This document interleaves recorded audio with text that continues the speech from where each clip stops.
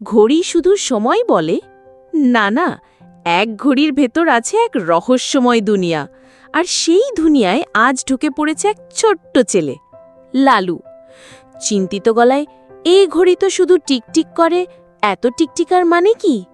লালু একটা পুরানো দেয়াল ঘড়ির দিকে তাকিয়েছিল। হঠাৎ ঘড়ি টুং করে কাঁপে, আর সে ঢুকে পড়ে ঘড়ির ভেতরে। ঘড়ির ভেতরের রঙিন রাজ্য। মিনিট মামা চশমা চোখে, অতিথি, একজন মানুষ, সবাই ঘড়ি থামাও। সেকেন্ড সেপাই তরবারি হাতে ছোট্ট, কে এসেছে আমাদের সময়ের দেশে? ঘণ্টা রাজা জাঁকজমক গলায়, ওহে বালক, তুমি যদি সময় নষ্ট করো তাহলে সময় তোমাকে থামিয়ে দেবে। লালু অবাক।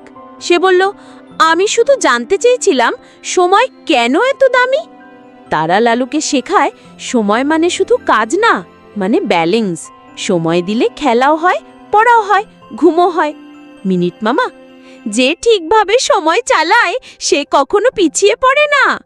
ঘণ্টা রাজা, এটাই সময়ের গোপন রহস্য।